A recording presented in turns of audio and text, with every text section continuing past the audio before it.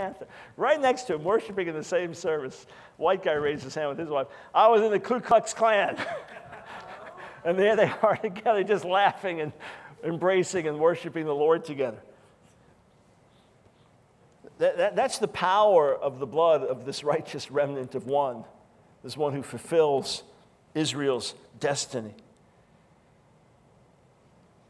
You said, but wait a second, Jesus did violence. I mean, he drove out the money changers with a whip. Well, first thing, take that word Hamas. By the way, the terrorist group Hamas, that's not the word violence. That's like FBI in English. It's Hamas. Each of those letters stands for something. It's an Islamic Brotherhood. But it's quite interesting that the Hebrew word for violence is Hamas.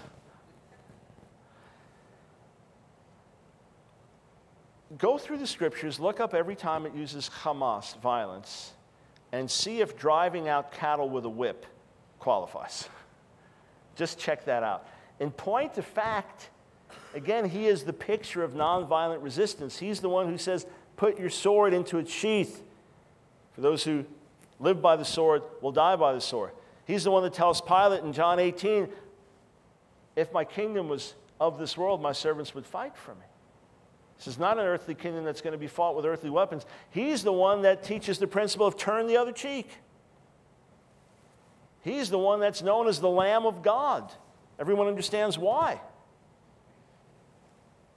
So the idea that Jesus did violence, again, it's just one of these far-fetched things where it's so much grasping at straws to try to make a point. That can't be your wife because your wife has longer hair. She just got her hair cut. I mean, that's when I read this argument, that's how it strikes me. Yet it was the Lord's will to crush him and cause him to suffer.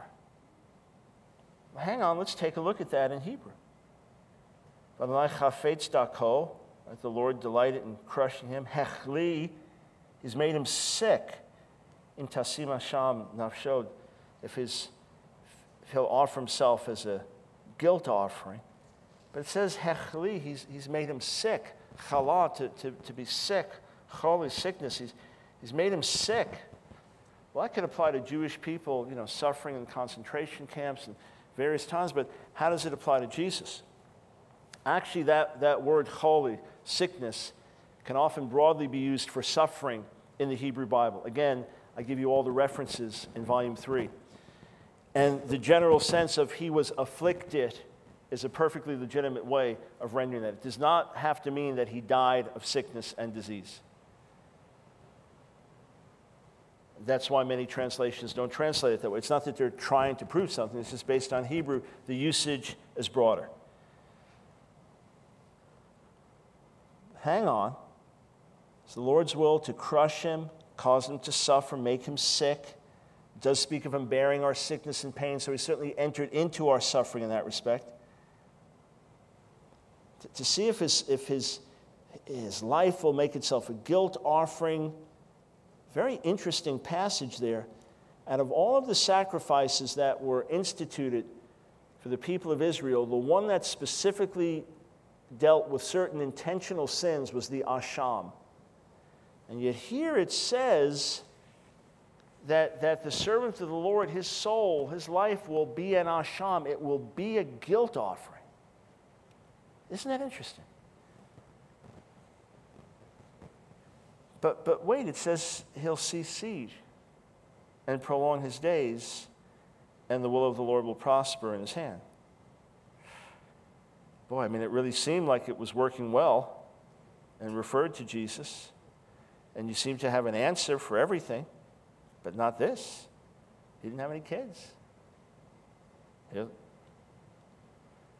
didn't see offspring. He didn't have any kids. He didn't prolong his days because he died. So how could the will of the Lord prosper in his hand? Well, I mean, the second objection is pretty easy. If you die, the only way to prolong your days is through resurrection. Generally speaking.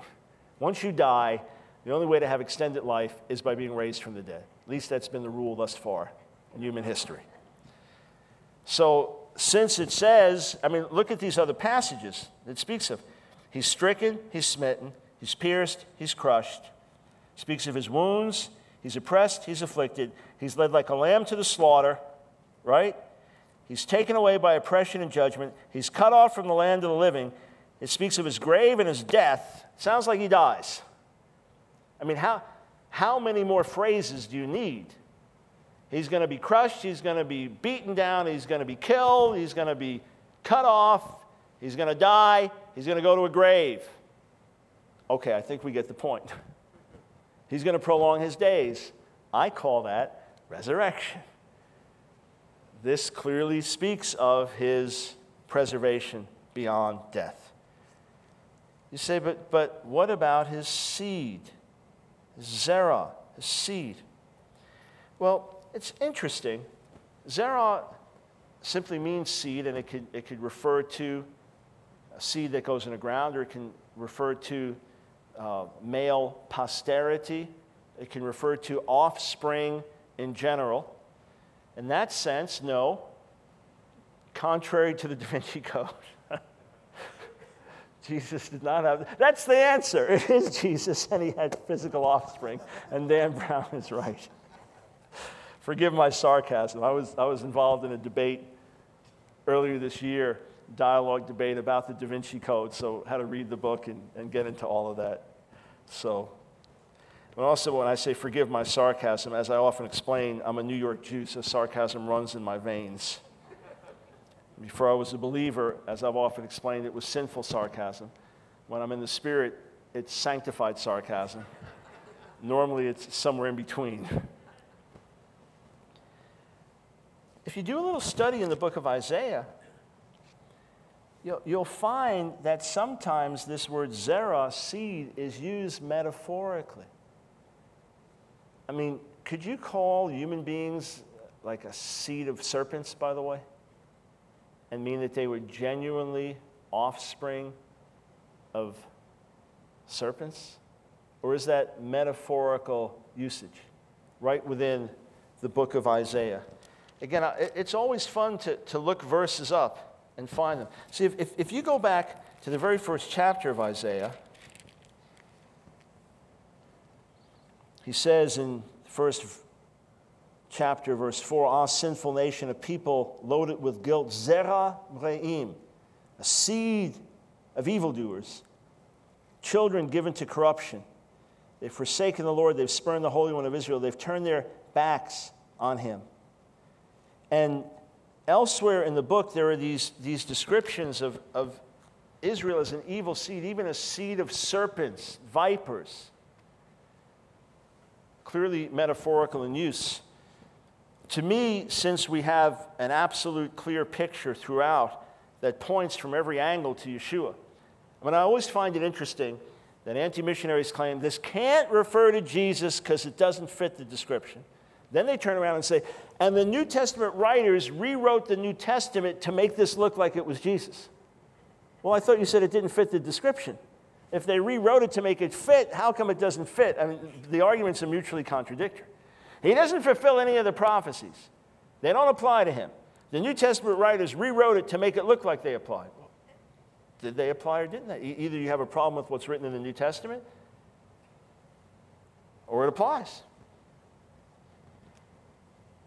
So, what's my answer here? I don't want to belabor it, but what does it say in Romans 8? What's the concept? That he's the firstborn among many brothers. There's no question that we are viewed as a spiritual seed, that we are